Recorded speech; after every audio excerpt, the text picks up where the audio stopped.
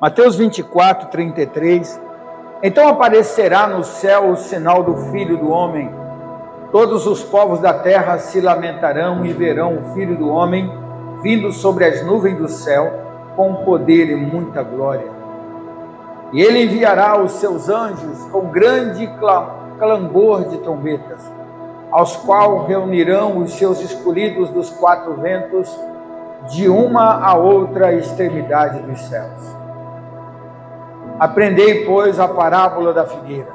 Quando já os seus ramos se renovam e as folhas brotam, sabeis que está próximo o verão.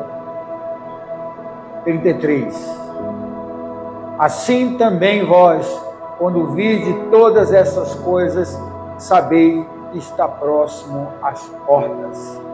Já oramos, eu vou pedir para a Daniele, que está na mesa, conforme eu for citando aqui os versículos do mesmo capítulo 24, e depois Daniel 12, eu queria que você fosse colocando, que eu nem sempre vou ler os versículos. Hoje nós vamos falar sobre um assunto que não é um assunto que as pessoas querem ouvir hoje.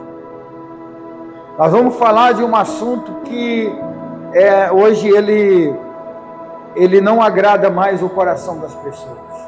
Por isso que ele não é falado mais nas igrejas. Nós hoje vamos falar sobre a volta de Cristo, a segunda vinda de Jesus. Mas nós vamos abordar esse assunto de uma forma que nós vamos revelar aqui a vocês coisas que não são ditas normalmente quando se prega sobre esse assunto. Hoje em dia, as pessoas correm para as igrejas estão superlotadas, porque o assunto que é dito é um assunto triunfalista. As pessoas querem ouvir mensagem de motivação, mensagem de triunfo, de vitórias e de conquistas. E também as pessoas querem ouvir mensagem de cura interior. Elas querem ser curadas, elas querem ser livres de seus traumas, elas querem ser beneficiadas com a sua cura interior e querem prosperar na vida. E por isso as igrejas estão lotadas de pessoas que buscam isso.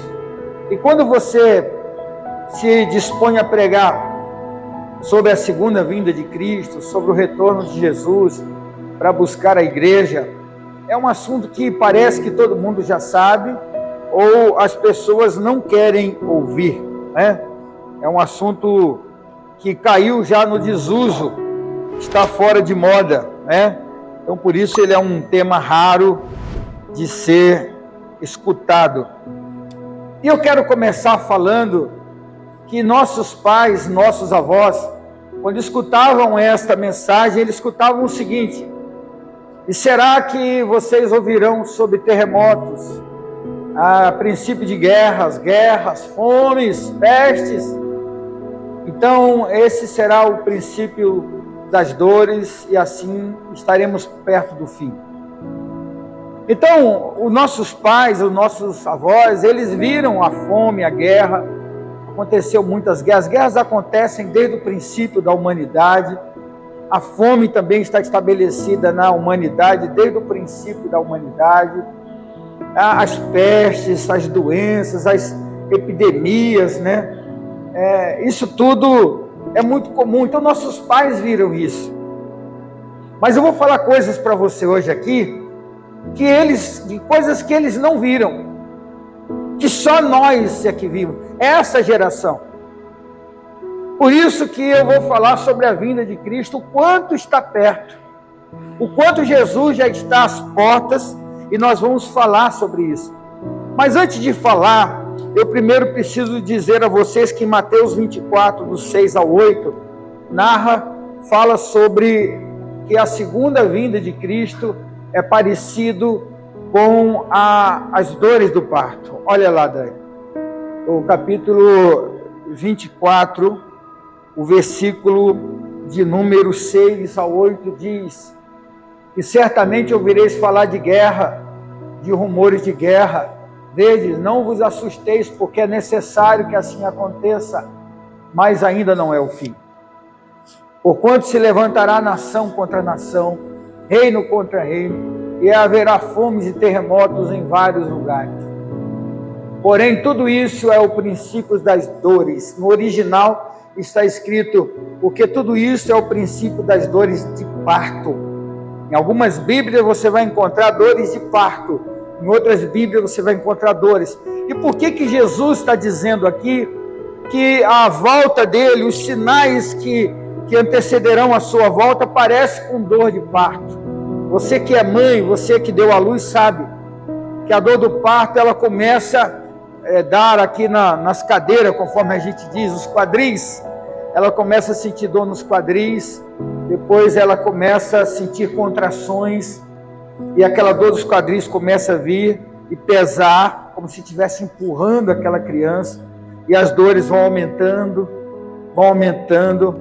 até chegar ao ponto que aquela mulher, ela vai tendo a dilatação, e aquelas dores vão aumentando, até chegar um momento que ela não consegue mais ficar de pé, ela precisa de ajuda, aquela bolsa não estoura, e quando ela já não aguenta mais de dores, ela é levada para o hospital, e ela fica ali, o parto normal, ela fica ali sentindo dores, e na hora que ela então começa a ter aquelas contrações ali para vir o bebê, e aí a bolsa estoura, né, a placenta, o líquido amniótico sai, então as enfermeiras começam ali a empurrar aquela criança, dizendo força, e ela grita, e ela sente dor, ela começa a suar, aquela dor começa a aumentar, e aquelas enfermeiras gritando, você precisa fazer força, vamos, você vai trazer essa criança, você vai trazer, e aquela mulher gritando, sentindo dores, e aquela criança coroada ali não passa, não sai, e depois tem que passar os ombros, depois que a cabecinha da criança passa, é preciso passar os ombros, e aquela mulher sente mais dor, e ela vai gritando, e as enfermeiras dizendo, vamos, força minha filha, Deus vai te ajudar, vai, força, força, e chega um dado momento, aquela criança sai, e na hora que a criança sai, ela olha para o rostinho da criança, ela esquece da dor, porque ela vê que deu tudo certo e ela pode pegar sua filhinha, seu filhinho no colo. Assim será a vinda de Jesus, os sinais serão assim. Vai vir o aperto, vai vir as dores, as perseguições, os terremotos, eles vão aumentando, as guerras vão aumentando, os problemas vão surgindo, cada dia vai ser pior. Cada dia o Evangelho vai ser mais perseguido. Cada dia nós vamos ter mais dificuldade para pregar o Evangelho. Por isso que ele fala que a vinda de Jesus será precedida com muitas dores, como a dor do parto. E nós vamos começar agora a falar sobre 7 sinais que precedem a vinda de Jesus, que está acontecendo agora. E muitos deles nossos avós não viram. E o primeiro sinal que eu quero falar aqui está no versículo 11. Olha o versículo 11 do mesmo capítulo 24, que diz assim, olha, e levantar-se-ão muitos falsos profetas, enganarão a muitos. Ele diz que no final dos dias, antes de Jesus voltar, se levantarão muitos falsos profetas e sairão enganando. E hoje o que nós vemos?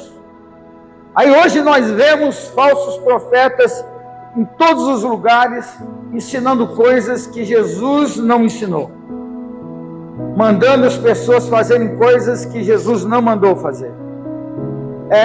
Pessoas que se utilizam da humildade das pessoas para subtrair tudo aquilo que elas têm.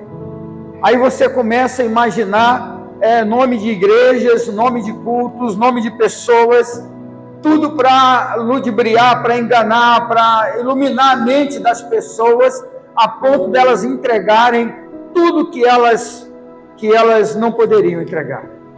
Elas são saqueadas. Os falsos profetas, não só nessa área do ensino financeiro, mas em outras áreas também.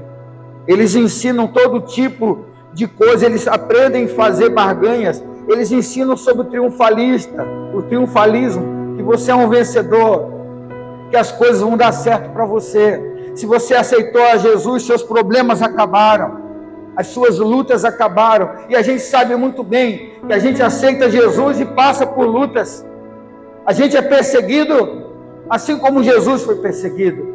Mas os falsos profetas estão ali ensinando as coisas para as pessoas que não têm respaldo na Bíblia. E a nossa geração hoje é uma geração muito sentimental.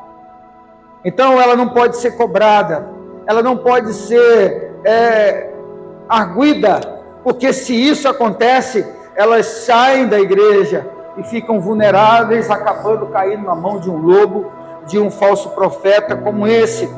Então nós vamos encontrar muitas pessoas feridas com a igreja, pessoas que falam assim: eu saí da igreja porque lá na igreja eu fui muito ferida, eu fui muito ferido. O pastor, antes de pregar, ele falava de dízimo. Eu acho que ele sabia que eu não era dizimista, eu acho que ele sabia que eu não era ofertante, por isso que eu saí de lá. Eu fui ferido com as palavras. Então se tornou uma geração muito, muito delicada, e essa geração delicada está sendo destruída pelos falsos profetas, que tem aí pregando e anunciando, ensinando coisas que na verdade Jesus não mandou ensinar. Então hoje nas igrejas a gente não vê o confrontamento.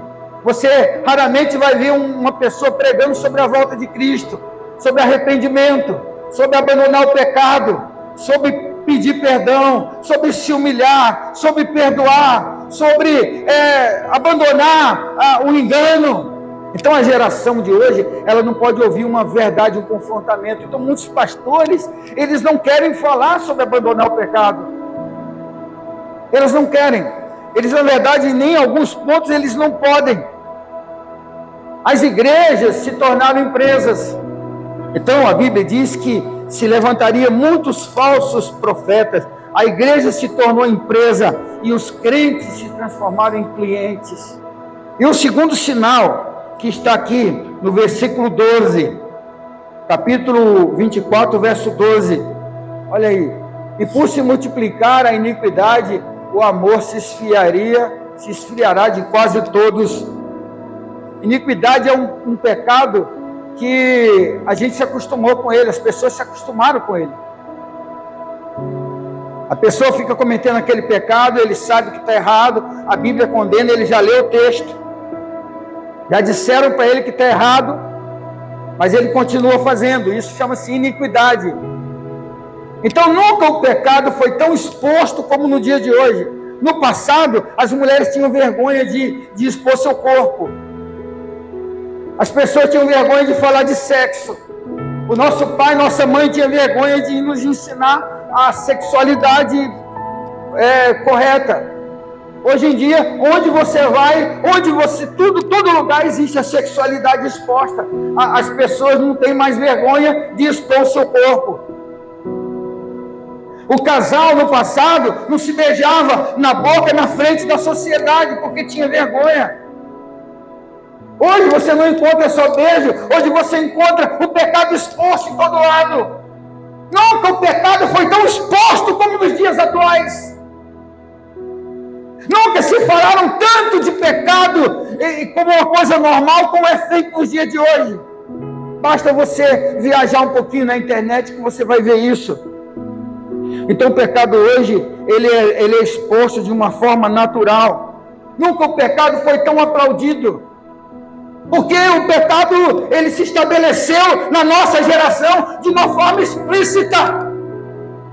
Mas a igreja não pode coadunar com esta postura, com este hábito. A igreja precisa prevalecer, porque a palavra de Deus precisa prevalecer. O pecado pode ter se estabelecido na sociedade do mundo, é verdade, mas a igreja, ela precisa manter a sua pureza. A igreja precisa manter o cumprimento das Escrituras, a sua simplicidade, o seu zelo, o seu cuidado, porque o nosso Deus, o Deus que nós servimos é um Deus santo. O nosso Deus é santo, e a Bíblia diz que sem a santidade ninguém verá Deus. Porque o mundo aceita, mas a igreja não aceita. Mas porque o mundo aceita, mas o crente não aceita. No passado, o pai dizia para a filha, para o filho: olha, você vai namorar, mas você tem que respeitar. Só depois do casamento é que você vai manter intimidade com seu namorado ou sua namorada.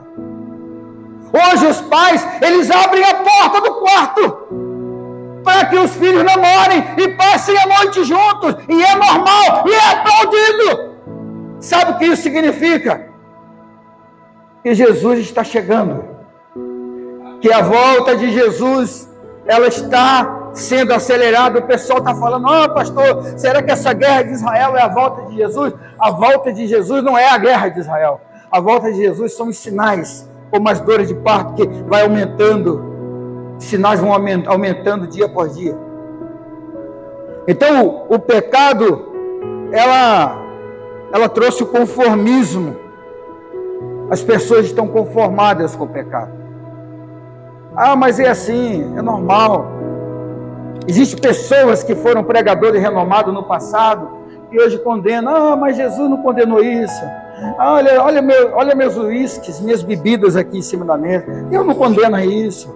Eu tenho um filho que é assim, eu tenho uma filha que é assim, mas Deus não condenou isso. Não, isso é normal. Eles vão para o céu mais do que aqueles crentes que estão lá na igreja. E aí vão para a internet denegrir a imagem da igreja, denegrir a Bíblia Sagrada, fala mal de pastor, fala mal de igreja, condenar as igrejas.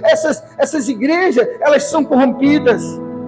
Essas igrejas, elas têm limitações, elas não andam segundo a palavra de Deus. Então começa a disseminar essa ideia diabólica. E aí você vai encontrar um monte de desigrejados, pessoas que abandonaram a fé, pessoas que foram batizadas nas águas, pessoas que receberam o batismo com o Espírito Santo, pessoas que exerceram função na igreja, pessoas que pregavam o Evangelho, pessoas que ensinavam o Evangelho, pessoas que libertavam as outras, pessoas que evangelizavam nas ruas, e agora estão aí andando para lá e para cá, para lá e para cá. Primeiro porque ouviram os falsos profetas, depois porque se conformou com o pecado. Então aquilo que ele faz, ele diz: olha, eu não vejo problema nenhum. Eu não vejo problema nenhum de eu fazer isso. Vocês são muito fanáticos, estão exigindo uma santidade que nem vocês podem dar. É assim que as pessoas falam. O terceiro sinal está aí no versículo 12, aí mesmo: e por se multiplicar a iniquidade, o amor se esfriará. Aí nós vamos ver aqui no 3, o terceiro sinal, a falta de humanidade, a frieza na relação humana. A nossa geração, essa geração que nós vivemos hoje, ela é muito tecnicista, é muito técnica. As pessoas, elas não têm mais uma relação de calor humano, nem dentro de casa, quanto mais fora de casa. Acabou aquele tempo que você sentava na mesa com seu pai, sua mãe, seus irmãos em volta da mesa.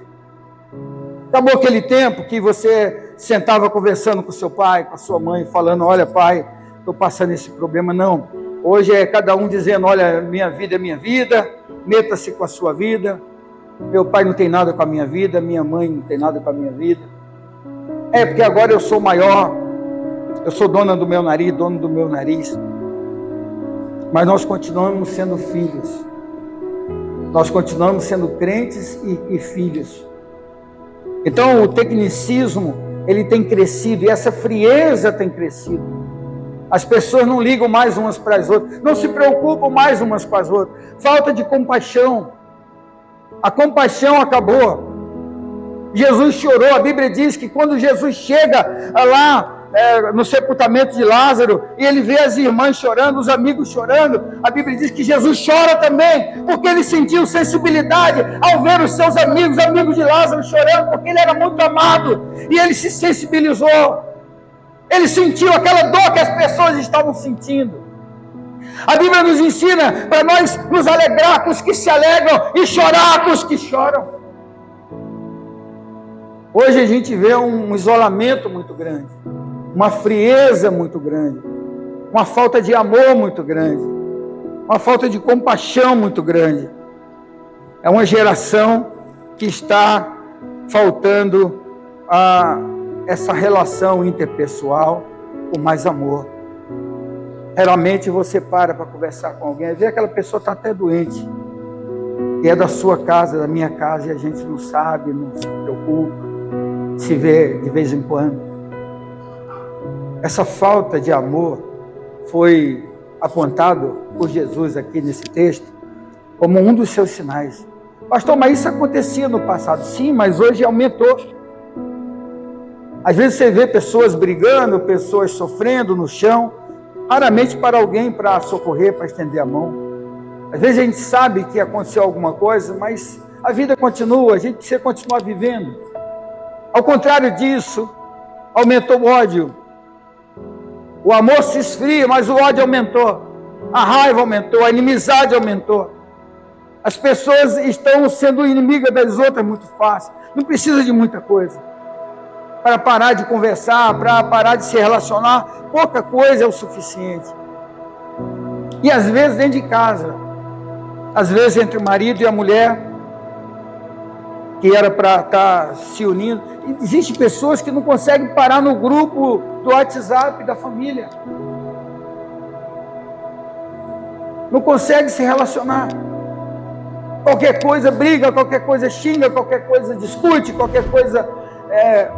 Por quê? Porque aumentou o ódio. A sociedade está odiando umas aos outros. É o ódio que aumentou. Dentro de casa tem isso. Na família tem isso. No trabalho tem isso. As pessoas se odeiam umas às outras. Trabalham junto na mesma máquina, mas não conversam com o outro. Nem olham na cara um do outro, porque tem ódio. Não é amor isso, é amor, irmãos? Não, é ódio. E Jesus está falando aqui que o esfriamento dessa sociedade, dessa geração, traz o ódio. O quarto sinal, e no versículo 14, olha aí o versículo 14. E será pregado este evangelho de reino por todo mundo, para testemunho a todas as nações, então virá o fim. Aí você fala assim, pastor, mas então se não pregar o evangelho por todo mundo, irmãos, não dá para você, todo mundo conhecer, porque todo dia nasce gente. Ele está falando de proporção. Depois do advento da internet, antigamente, eu não sei se você lembra, tudo que a gente fazia era no rádio. Você queria ouvir, assistir um futebol, era no rádio, era ou não era? Tinha aquelas cachopas azul clarinho, que é aquele motorrádio, não era? E você ficava lá, puxando a antena, botando bombril lá para poder escutar a rádio lá depois da montanha. O evangelho era pregado no rádio. Eu não sou tão velho assim, mas quantas vezes eu não fui dormir escutando o único programa que passava. A música era assim, olha, Santo Galileu, divino Jesus, sua voz ouvi, logo recebi, hoje eu tenho luz. Na Galileia, bem longe daqui, um dia ecoou a voz do Galileu. Quem lembra? Eu ia dormir com aquilo lá. E a televisão era cheia de válvula. Era formiga preta brigando com a formiga branca. E chiando, fazendo barulho. E eu queria saber quem venceu, mas não dava para saber. De vez em quando aparecia uma linha azul no meio, falou, estão dividindo, o juiz está dividindo a briga das formigas. Mas depois que nasceu a internet, o evangelho é pregado.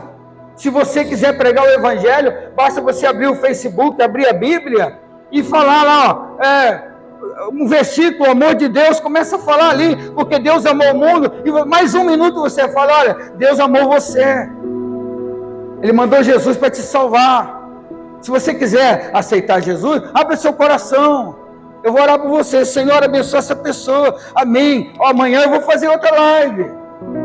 Você pode pregar o evangelho e milhares de pessoas assistir. Pode ou não pode? Você pode abrir uma escola na internet. Você pode fazer um culto familiar e gravar. Você pode fazer a sua célula e gravar e mandar lá para os Estados Unidos, para a África. O advento da internet está levando a pregação do evangelho a todas as nações. O nosso avô não sabe o que é a internet. Meu avô já faleceu, ele não sabe, ele já faleceu, claro, então ele não sabe, mas não imaginou que um dia haveria algo como isso. Só a nossa geração é que sabe disso. Por isso que eu digo para vocês que nós estamos vivendo uma geração que está próximo do fim. Então o Evangelho, ele é pregado através do advento da internet. Só que muitas pessoas não assistem, porque elas querem assistir outras coisas. Elas querem assistir coisas que não são boas. Elas querem ficar dando risada. Tem gente que fica o dia todo dando risada ali na internet. Quer mandar para a gente quer mandar, eu vou lá e bloqueio, porque eu não tenho tempo para ficar vendo aquilo. É aquele pessoal que fica atrás dessas coisas, querendo dar risada, querendo brincar o dia todo. Quando a gente era criança, a gente brincava como criança, mas depois que ficamos adultos e nos convertemos a Jesus, agora nós temos que abrir a nossa boca, usar a internet para pregar o Evangelho, para salvar as pessoas que estão indo para o inferno. Deus quer usar você, seu celular, e sua boca, e sua internet, para salvar aquela alma que está lá na Coreia, que está lá no Japão, que está lá sofrendo. Deus quer usar a tua vida. Se você é viciado nessas bobeiras, para. Há tempo para tudo. A Bíblia fala que tem tempo de nascer, tempo de morrer, tempo de falar, tempo de ficar calado. Tem hora de rir, mas tem hora de pregar também. Então o advento da internet, esse avanço, né, leva o Evangelho, mas muita gente não dá ouvido. Mas a Bíblia diz: quem tem ouvido, ouça o que o Espírito diz à igreja. Nossos ouvidos não é só para ouvir futebol, brincadeira, conversa fiada. O nosso ouvido é para ouvir a palavra de Deus. E a Bíblia fala que a fé vem e ouvir o quê? Pastor, minha fé é pequena, ora por mim. Eu tenho minha fé pequena. Irmãos, a fé não é orando para você que vai aumentar a sua fé. A sua fé para aumentar é você lendo, ouvindo a palavra de Deus. Pastor, mas eu trabalho fazendo serviço de casa o dia todo. Abre lá no YouTube, põe lá a Bíblia falada lá que você vai escutar. João capítulo 1, o princípio era o verbo, e o verbo era Deus, e o verbo estava com Deus. Você vai ver o livro de João inteiro, e você trabalhando e ouvindo ali o Evangelho sendo lido, exposto por seus ouvidos. O quinto sinal está lá em Daniel capítulo 12, versículo 1. Em Daniel capítulo 12, versículo 1, nesse tempo se levantará Miguel, o grande príncipe e defensor dos filhos do teu povo, e haverá tempo de angústia, qual nunca houve desde que houve nação até aquele tempo. Mas naquele tempo será salvo o seu povo, todo aquele que for achado escrito no livro. É um tempo de angústia. Eu quero só falar um pouquinho sobre isso, eu preciso falar. Irmão do céu, quantas pessoas que moram em casa boa, têm salário bom, têm filhos na faculdade, estudando em faculdades boas, pessoas que estão morando em bairros bons, condomínio fechado, mas com vazio na alma. Nunca na história da humanidade tanta gente ceifou a vida como hoje. Pastor, mas isso não acontece desde o passado? Sim, acontece, mas não da forma que acontece hoje. Jovens, adolescentes, se atirando. Isso tudo é falta de Deus. Essa geração precisa de Deus. Olha, neste tempo se levantará Miguel, o grande príncipe, defensor dos filhos do teu povo, e haverá tempo de angústia.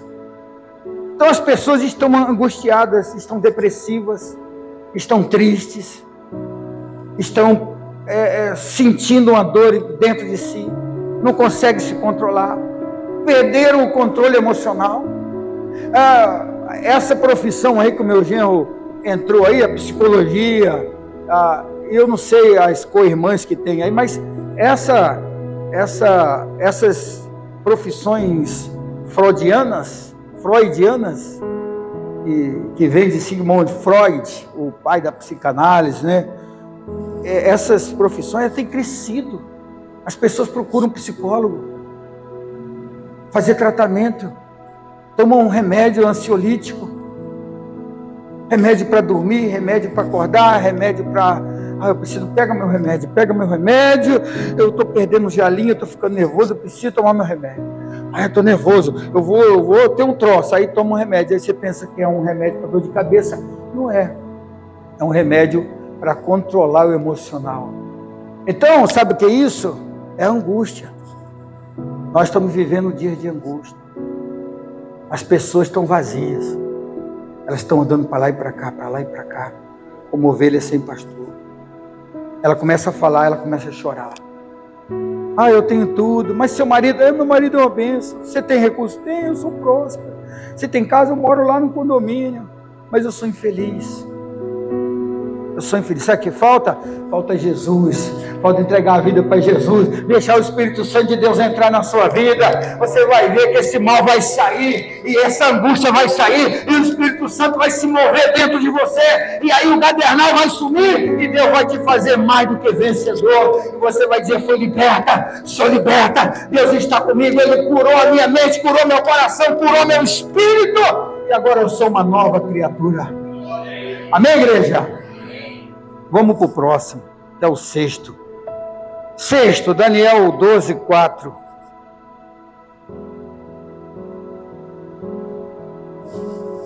Tu, porém, Daniel, encerra as palavras e sela o livro, até o tempo do fim. Muitos o esquadrinharão, e o saber se multiplicará, a ciência se multiplicará. Irmãos, eu nunca vi a tecnologia crescer tanto assim. Uma criança, ela é operada ainda dentro do ventre da mãe. Você sabia disso? Que a criança não nasceu e está passando por um processo lá. Isso os nossos avós não sabem. Minha avó nunca imaginou na cabeça dela que existia um celular. Que com o celular ela ia conversar com alguém olhando para o rosto da pessoa, aqui olhando para o rosto. Aumentou aí, a ciência multiplicou. Irmão, nós estamos no tempo do fim, estamos chegando no final. Estamos vivendo os últimos momentos. E já para encerrar, vamos para o sétimo, porque aí eu termino. Em Mateus 24, do 36 ao 39, vamos ler. E eu já vou aqui trazer a última abordagem aí desse assunto. Mas a respeito daquele dia e hora, ninguém sabe. Nem os anjos do céu, nem o Filho, senão o Pai. Vamos lá, pode ir em frente, até o 39. Pois assim como foi nos dias de Noé, também será a vinda do Filho do Homem. Porquanto assim como nos dias anteriores ao dilúvio, eles comiam, bebiam e casavam e davam-se em casamento, até o dia em que Noé entrou na arca. E não perceberam, senão quando veio o dilúvio e os levou a todos, assim também será a vinda do Filho do Homem. Sabe, na arca de Noé lá, Décio, as pessoas estavam distraídas. Noé ficou 100 anos fazendo a arca, e as pessoas do seu tempo distraídas, não sei com o que, não tinha rádio, não tinha nada, mas estava distraído. Hoje, você sai na rua, as pessoas estão assim, ó, distraído, ó. Alguns são atropelados. Você vai no consultório médico, a pessoa senta, põe a bolsa do lado e fica, cada um, tem 10 pessoas, cada um ali, ó, 1, 2, 3, 10. Você vai para o emprego, no ônibus, elas estão ali, ó. Elas vão trabalhar com o celular no bolso. Vai para o banheiro, falar que está com precisão de ir no banheiro, mas é para ver celular. É para ver celular. Vai em casa, você vai visitar sua mãe, você vai visitar seu pai, você vai visitar seus irmãos, chega lá, está todo mundo reunido, mas não estão em volta da mesa. Eles não estão conversando sobre coisas da família, cada um está com o celular. Aí você olha para as crianças, cada um está com o celular. Aí vai dormir, aí todo mundo vai dormir, aí cada um vai dormir, tem que levar o quê? O celular. Aí acorda, assim que acorda, a primeira coisa que faz é pegar o celular. A nossa geração está distraída. A nossa geração está distraída. Por isso que eu digo para vocês que Jesus vai voltar e muitos não vão nem perceber. Vão perceber sim, porque ficaram. Porém, a geração está distraída. E eu quero encerrar, dizer para vocês, talvez você me pergunte, Pastor Jonas, o que eu faço para quando Jesus voltar eu subir? Olha, lá em 1 Timóteo 4, do verso 1 ao 3, do 1 ao 3, diz que nos últimos dias muitos apostatarão da fé, dando ouvido a doutrinas, a ensinos de demônios. Lá em 1 Timóteo 4,13. João, capítulo 3, do versículo 1 ao 3, João Batista gritava assim para as multidões: arrependei-vos, porque próximo está o reino dos céus. João 14,6, Jesus dizia: eu sou o caminho, eu sou a verdade e eu sou a vida. Ninguém vem ao Pai a não ser por mim. Nós precisamos crer em Jesus e aguardar por Jesus. Porque a Bíblia diz em 1 Tessalonicenses capítulo 4, versículo 16, que dada a voz do arcanjo ao som da última trombeta do anjo, eis que ao alarido, o grito do anjo, o Senhor aparecerá nas nuvens, e os que foram mortos ressuscitarão primeiro, depois nós que estamos vivos seremos transformados e arrebatados, e nós nos uniremos com Jesus nos ares. Jesus está voltando, está sendo mais perto do que você imagina. Ô pastor, o que eu faço? Entrega seu coração para Jesus, se arrependa, não aceite o pecado, pare de andar atrás dos falsos profetas, pare de ficar assistindo profeta em YouTube, profeta que ensina você a fazer coisas que o seu pastor não ensina. Procure o seu pastor, peça ajuda, mas não ande atrás desses pregadores, falsos profetas. Entregue a sua vida para Jesus, porque Jesus está às portas. Vamos ficar de pé nesse momento? Quantos aqui acreditam que Jesus está às portas? Digam amém. Amém. Quantos aqui querem subir com Jesus nos ares? Digam amém. Amém. Você acredita que Jesus está chegando? Amém. Você ainda acredita que Ele voltará? Você acredita que Ele vai arrebatar a igreja e vai levar para o céu? Então, creia no Senhor. Eu quero convidar você, renove os votos de fé que você tem com Ele hoje. Sirva a Ele, fala: Senhor, eu quero abandonar o pecado hoje. Então põe a mão assim no seu coração, eu vou orar por você nessa hora. Senhor meu Deus e meu Pai, Senhor meu Deus e meu Pai, em nome de Jesus, eu quero colocar diante do Senhor a vida dos meus irmãos, dessas ovelhinhas que aqui estão. São 100 ovelhas, Senhor, mas todas elas têm um preço, e o preço, Senhor Deus, é impagável, porque o Senhor as comprou na cruz do Calvário. Cada uma dessas ovelhinhas aqui te pertence, elas são tua propriedade particular. Eu sou apenas um guardador, que estou aqui pronto para me juntar a elas no dia que o Senhor vir buscar a tua igreja. Senhor, fica conosco, fortalece nossa fé, nos anima, Senhor. Senhor, que o Teu Espírito Santo nos motive. Pai, que o pecado venha cair por terra. Nós não aceitamos o pecado, Senhor Deus, na nossa vida. Nós queremos ser santos. Nós queremos buscar a santidade. Nós queremos buscar, Senhor amado, a Tua presença. Então fica conosco e nos abençoa. Em nome de Jesus, a igreja diga amém.